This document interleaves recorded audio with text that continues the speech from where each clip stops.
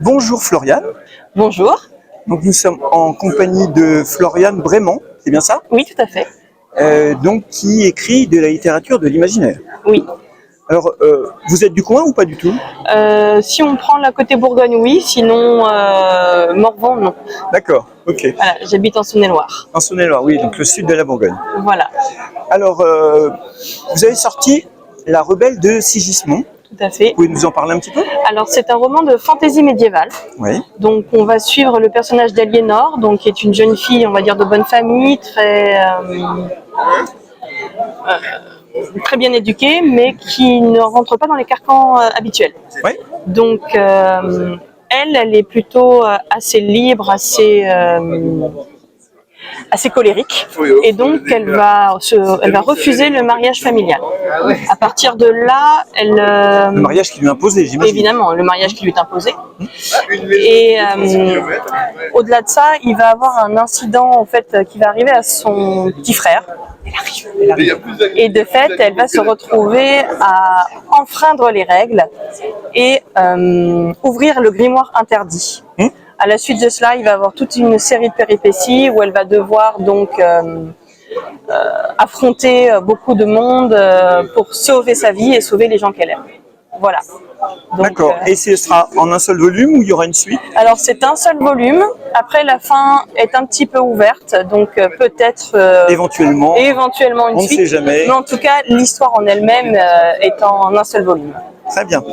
Alors, ce que je vois justement, La Révolte des Trois Royaumes. Tout à fait. Là, il y a 3 volumes, c'est oui, ça? Celui-ci est une trilogie, donc l'histoire est terminée. Et encore en fantaisie. D'accord. Ensuite, il y aura bientôt, je fais une petite avant-première, un roman fantastique qui devrait sortir aux éditions Archancourt qui s'appelle Travelers. Comment? Travelers, c'est on va suivre un jeune homme. Ah, le mot anglais. Oui. D'accord. Qui est capable de voyager à l'intérieur même des romans. Ah, ok, intéressant. Voilà. Donc ça serait assez méta. Voilà, exactement. et comment dire, je vois qu'il y a aussi un qui s'appelle Conscience, donc c'est des nouvelles. Oui. Toujours dans le registre médiéval fantastique? Pas du tout. Pour tout ce qui est des nouvelles, je suis entrée sur... pour la Conscience, en fait, on va être un recueil un peu plus classique. Ouais. Il y a une nouvelle un peu plus fantastique, mais sinon, le seul point commun qui va unir toutes ces nouvelles, c'est qu'on est dans l'intériorité d'un personnage. Donc on va suivre en fait à chaque fois un narrateur. Ouais. Ce narrateur peut être un humain, un animal, un enfant, un objet. À un moment donné, je nous ai envoyé dans la conscience même de la conscience. Conscience de la conscience. Voilà. C'est récursif. Exactement. Je me suis amusée. Et ensuite, on a les 3 recueils de nouvelles mythologiques. Et donc c'est ce qui est marqué récit presque mythologique. Oui. Alors pourquoi presque? Pour deux raisons. Déjà parce que je ne voulais pas en fait que la personne qui lise les nouvelles puisse venir me dire ah non mais le mythe que vous avez repris est faux. D'accord. Et donc parce que j'ai pris quelques libertés, je me suis redocumentée, j'adore la mythologie, mais parfois j'ai changé l'angle. Ou pour une nouvelle en particulier, j'ai réellement changé la fin parce que pour moi c'était une incohérence majeure dans la mythologie grecque. D'accord, donc c'est mythologie grecque ou gréco-romaine ou plein d'autres mythologies? Pour les deux, pour les hommes, ces héros et les paroles de femmes, on est sur la mythologie grecque. Ouais. Et pour Bienvenue à Rome, on est chez les Romains. Oui. Et bientôt, je suis en train de travailler sur les Celtes et les Gaulois. Ce qui sera plus original au niveau mythologique, c'est moins connu. Mais ça demande plus de documentation parce qu'on est sur de la tradition beaucoup plus orale, donc avec beaucoup moins de sources. Et en plus, on est dans Lyon, dont le nom vient d'une déesse celte, Icona. Ben voilà. C'est pour ça que les habitants de Lyon s'appellent les Iconais. D'accord. Et donc, le prochain, ça sera? S'il y en a un, il y en a quelque chose en route. Eh bien, ça sera Travelers qui devrait sortir en fin d'année 2025. Ah oui, donc très bientôt. Oui, le livre est prêt, la couverture, tout est prêt maintenant. c'est entre les mains de l'éditeur. Ah, donc il y a un éditeur, justement. La question que je me posais, c'est auto-édité ou c'est... Eh bien, je suis majoritairement auto-édité, Oui, mais le prochain sera aux éditions Archambault, qui est une maison d'édition lyonnaise. très bien. Très Voilà, bien. Non, mais c'est bien aussi, justement, de diversifier. tout à fait. J'ai rien contre l'auto-édition, moi je pratique aussi.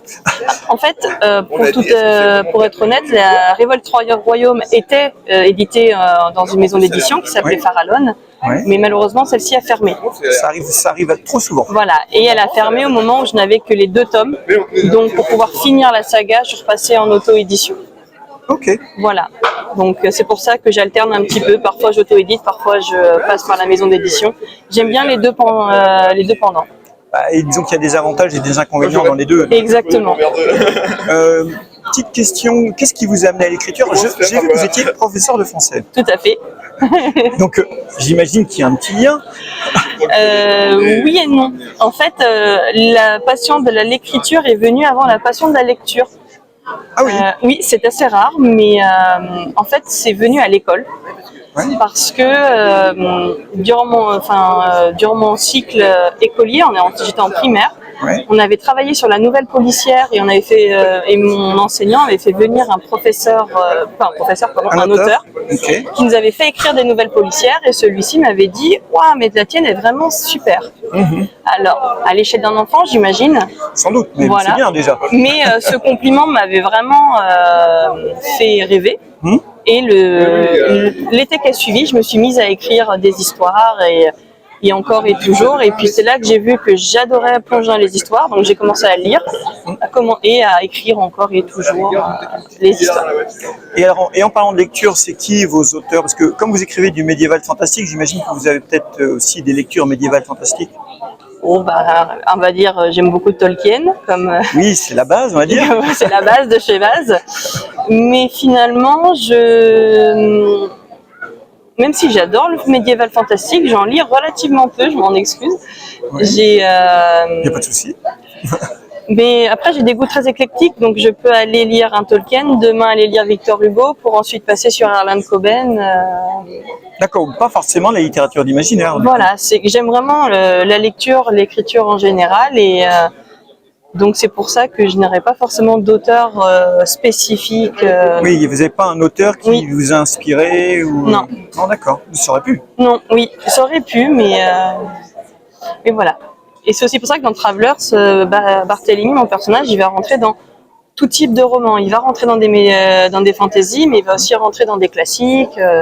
Voilà. Oui, déjà, j'imagine que comme vous avez fait des études littéraires, vous avez dû lire beaucoup de classiques. Oui. Et pour le coup, en classique, j'adore Émile Zola. D'accord. Voilà. Côté un peu sociologique. Exactement.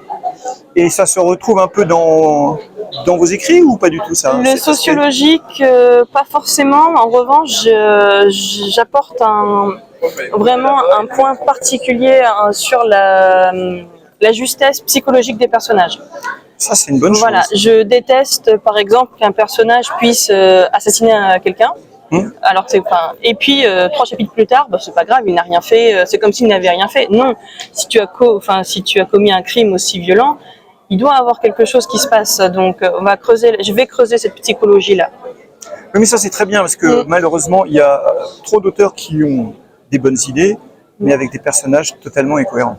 Voilà, et c'est cela. Et c'est, je trouve, justement l'un des dangers que peut avoir la fantasy, puisqu'en fantasy, comme on fait un petit peu tout ce qu'on veut, puisqu'on n'a pas de limite, à part celle de son imagination, on peut oublier parfois des choses comme cela. Oui, mais on a quand même une limite, c'est que les personnages et l'histoire doivent être cohérentes. Exactement. Dans l'univers qu'on s'est créé, mais il faut qu'il reste cohérent. Si c'est plus cohérent... Et je suis totalement d'accord avec vous, et c'est pour ça que j'essaye de travailler un côté socio, mais sur de la fantaisie, c'est moins facile. Oui. Mais par contre, je tiens, quand bien même il y aura un dragon qui va apparaître dans le roman, il faut que le personnage reste cohérent et crédible. Ok. Eh bien, écoutez, merci beaucoup. Merci à vous. Et très bon salon et très bonne journée. Merci de même. Au revoir. Au revoir.